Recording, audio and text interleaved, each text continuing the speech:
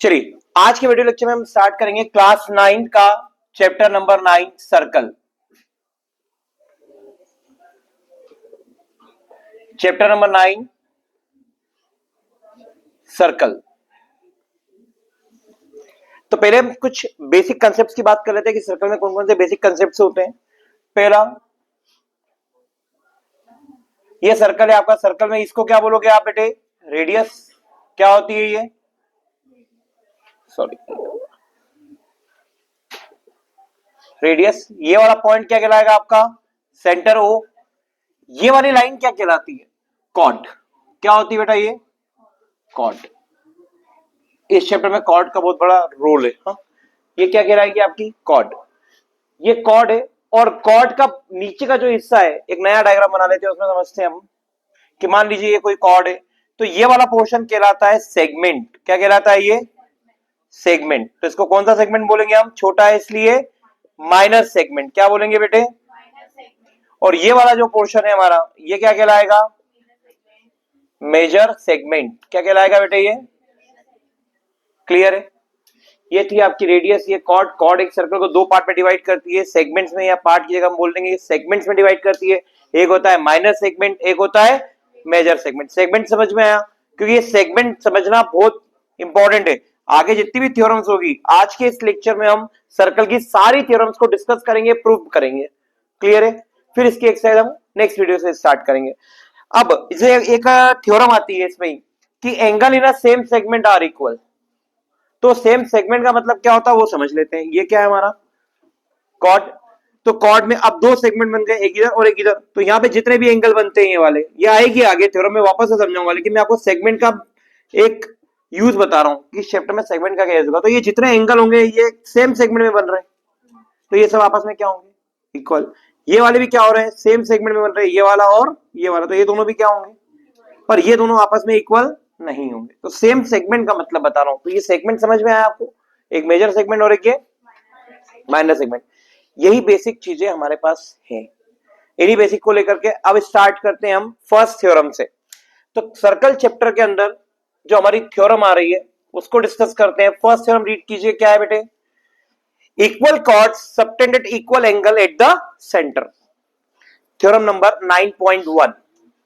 ध्यान से लिखिए, उसको प्रूफ भी करके देखेंगे हम। 9.1 थ्योरम। क्या है theorem? Equal chords subtended equal angle at the centre. यही है, पढ़िए स्टेटमेंट आप, यही होगा। Equal chords, equal chords of a circle. लिख लो, ऑफ अ सर्कल लिख लो, कोई दिक्कत नहीं। Equal chords of a circle मतलब एक सर्कल की जो कॉर्ड्स है, अगर इक्वल कॉर्ड्स ले लिए अपन ने, वो सबटेंडेड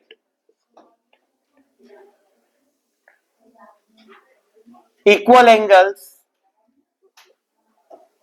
एट सेंटर। सेंटर पे क्या बनाती है?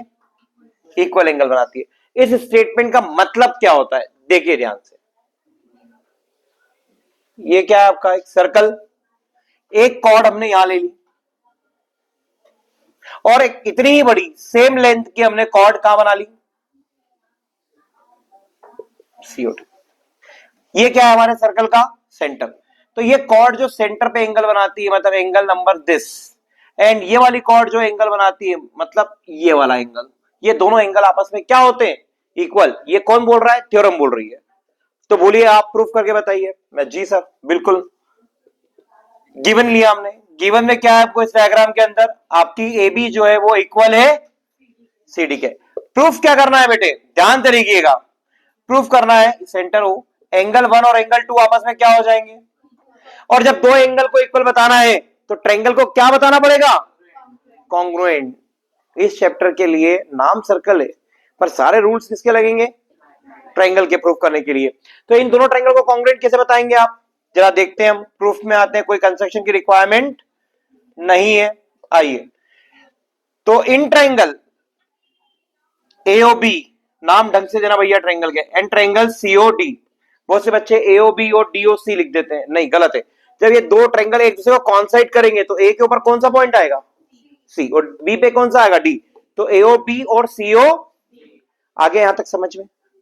अब हम समझते हैं इसको कि क्या किस रूल से। 5 रूल होते हैं हमारे पास, side side side, side angle side, angle angle side, angle side angle और आरएचएस। ये 5 रूल से आप क्या कर सकते हैं, दो ट्रायंगल को कॉन्ग्रुएंट बता सकते हैं। तो इसमें कौन सा ट्रायंगल हम पकड़े, मतलब कौन सा रूल पकड़ के हम दो ट्रायंगल को कॉन्ग्रुएंट बताए, क्या गिवन है आपके पास। तो ध्यान से देखिए, ये जो ओ है वो ओसी के इक्वल होगी क्या, कारण यस रेडियस। ये क्या है, सर्कल की रेडियस है ना, सेंटर से सेंटर के पर जो पॉइंट होता है उसको मिलाने लाइन को हम रेडियस कहते हैं।